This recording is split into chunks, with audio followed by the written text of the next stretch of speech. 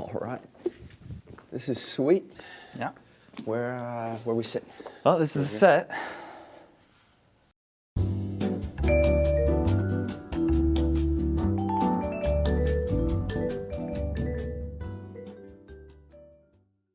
Welcome to Some Assembly Required. I am your host, John Bouvier, and today we are with Grayson Russell, actor and musician. This is the show where I interview our guests, and while I do that, we're going to build the set. So today I think that we're building some chairs. All right. You want to dive right in? Sure. All right, let's do it. Okay, so you got the scissors. Okay. All right. Yeah, first step is opening up the box. Okay. One. Attaboy. Okay. I'm working. Okay. Good work, good work. Let's flip her over. Oh, she's light. Oh. She is very light. Okay, you got it. Oh, all right. You got it. I got it. How about pass this? one on. All right. Grayson, I'm gonna ask you my first question. Okay, So, fire away. Let's talk about this. You're known for being an actor, correct? That's kind of what I know you for. So when did that start? How'd you get into that? So I started doing commercials for this local car dealership in town when I was like 6. Okay. Dude used like the varsity cheer squad from the high school, so it wasn't super big. Oh, man, this is. Ooh. We got 2 chairs. Yeah. this No. Well, is there are 2 of us. Okay. So so I started doing commercials for them when I was about 6. A car dealership. For a car dealership. Okay. Yeah. Can you give me like a I don't know, what's a classic car dealership line? Oh man! That The big one young was you'll be grinning when you buy from McKinnon. So it was McKinnon. You'll be grinning when you buy. You'll be grinning when you buy from McKinnon. Will you do me a yeah. favor and just look right into the camera and say that like you are trying to sell a Lamborghini? You'll be grinning when you buy from McKinnon. Oh my gosh, I'm ready to give him all my money. All of it. It's wow. So I started doing those when I was 6. I did them for about 8 years, and then by the time I had turned 7, I went and auditioned for Talladega Nights, which was totally random. Kind of a big one. The big one. Yeah. That was the big one. Solely because it was in the newspaper. Some lady thought that Mom should take me, and really it was because Dad went fishing and the rest of us were bored, and I'd never auditioned before, so we thought it would be just some good experience, obviously, because I had never auditioned before. I had no intention of getting into acting long term whatsoever. I mean, my mom's an accountant. My dad's always done construction work. So wait, you're like the first generation actor. Yeah. So I have no acting experience, nothing kind of running in the family whatsoever. So let's start with Talladega Nights. Okay. That's obviously a huge one. I saw you I saw you probably when I was like 10 years old in that movie, which is so crazy. I remember coming to Lee and be like, wait, that's that guy? You looked exactly the same, just with a beard. Yeah, try to. But that's Will Ferrell, like one of the biggest stars in Hollywood, in comedy. What was it like being his son? I really, because this thing, I was 7, I really didn't know who he was. Yeah. At that point, I was a little, so I'd never seen Anchorman. Anchorman was out the year before. I think Elf had just come out. So I knew him as like the elf in Elf, as Buddy. Classic. But I didn't, it didn't really make sense to me. I just knew it was a job that he did. So I didn't really know him. I didn't understand the gravity of the job that I was doing. Yeah. How in the world? Okay. So they do give us instructions. I'm gonna go ahead and let you decide. We can either use the instructions or we can wing How it. many parts do we have? Is it just this little bag? There's a few nuts and bolts, but it doesn't look like too much. There's nothing else in the box. We can go ahead and throw that out. Let's do it. Let's just figure it out. You want instructions Let's or no? figure it out. No instructions? No instructions. We're gonna sit them They're there. gone. They're gone. Throw them away. Okay. That was a That came piece of right back styrofoam. down. That was not the instructions. Okay. Okay, so Talladega Nights was awesome. You were like 6? 7. 7. Okay. Yes, I And then was was small. the next big one was Diary of a Wimpy Kid? Yes. Okay. Yeah. So. Can you tell me about that process? I originally auditioned for Wimpy Kid in late winter of, 2008. I was in the 5th grade, and they hadn't cast their lead yet, and so I actually auditioned for the lead, and they said, "Hey, come in for Fregley." Okay. And so I sent it on tape, and they called me. They're like, "Hey, you didn't get it. We've gone a different direction." I was like, "Okay, all right, whatever." So so started, went to go start 6th grade. I was in LA doing this Disney XD show called I'm in the Band. So we're up there, and I went in again for Fregley because they ended up not casting the lead yet. They just casted, the shoot got super behind, and I ended up landing it. And then like 2 weeks later, they're like, hey, we need you in Vancouver to come to Canada for 2.5 months. And you were how old at this point? I was 10. Dude. I was 11. That's crazy. I was 11 in 6th grade, yeah.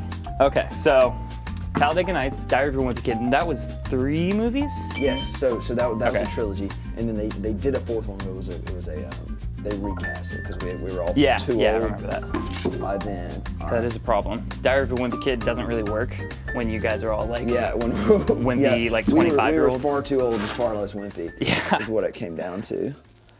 Okay. Okay, so let's fast forward to now. You just recently wrapped on a film with Tom Hanks. I did. Greyhound. Okay, that's awesome. And I have heard a lot about Tom Hanks. I hear he's like the nicest guy ever. He's literally like the Mr. Rogers of film, which is ironic. He's playing Mr. Rogers. Is that true? Like, is he as nice as people say? Because that's kind of like, I don't know. It would really hurt my feelings if he wasn't. Let's see if I can get this up. No, I already tried it, dude. It's not gonna work. It's a little bit of a core workout. Yeah, yeah, it's okay. Should we get the instructions back out? Because I can find them somewhere. We have failed. So I started working on Greyhound in February of 2018. We kicked it off with a boot camp with the Navy and Marines, which was wild. It was a whole ordeal. Yeah, and I mostly come from a comedic background, so that was a whole different spin. But Tom was producing, starring, and of course he wrote the film, so it was his baby. It was fantastic. He is the least intimidating person I've ever worked with. Really? Yeah, it's no different than me and you working right here. I'm like Tom Hanks. Yeah. No, but it was very cool because there was no pressure. He never assumed that you had never worked on anything before. He was super kind. Like, we would all go out and like eat dinner. That was crazy. Just because you'd be like, yeah, we're gonna go eat dinner with Tom tonight. Go eat quesadillas. So it's just, yeah, it's like, all right, we're gonna go out for Hey, we love a good quesadilla. yeah, with Tom Hanks. love a good quesadilla with Tom Hanks. So yeah. you said it started out with boot camp. Boot camp. I mean, what is boot camp like?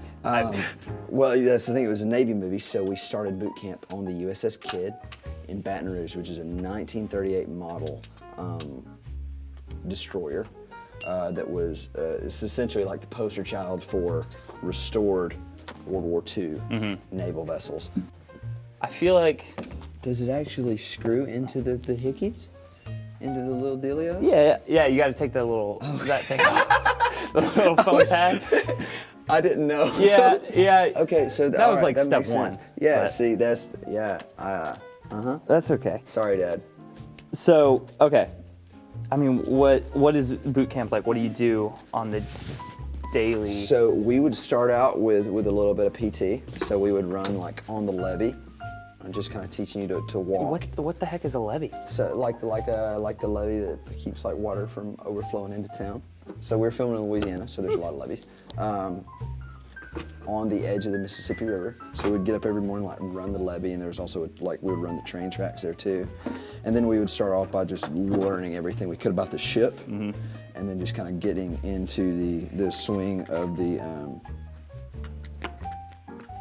of essentially military life and how you walk and how you talk and how you speak and how you carry yourself, which was super important because once we did that for a few days of just solid PT and getting in the swing of things, it made it so much easier to do our job as actors once we got on set, because we didn't have to think about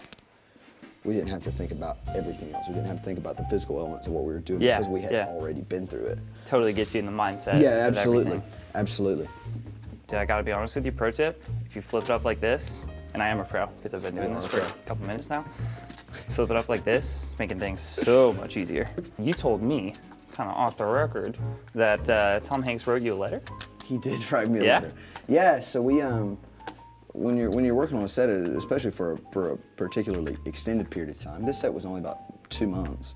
Oh, this is coming together great. Yeah, so I gave him some really, really, really cool vinyl records. They were actually the like disc jockey vinyls that were used. Like it was an old radio show from back in the day. So you would have like a really crazy song, and then it would go to like an interview, and then like a food commercial or some kind of something that was just like a little household deal from like the 80s, which was super cool because it just took you back in time. And so I gave him like a box of them. And then 2 or 3 weeks later, he wrote me a letter. He was like, hey, I've been listening to these vinyls. And that was the most humbling thing in the world. Yeah. Just like I just got a written letter from Tom Hanks in the mail. You said you were on Greyhound for 2 months. 2 months. Okay. How do you balance? I mean, you're a full-time student. I see you in class every day. Yeah. Well, almost every day. I'm just kidding. Not trying to throw you under the bus. Mom.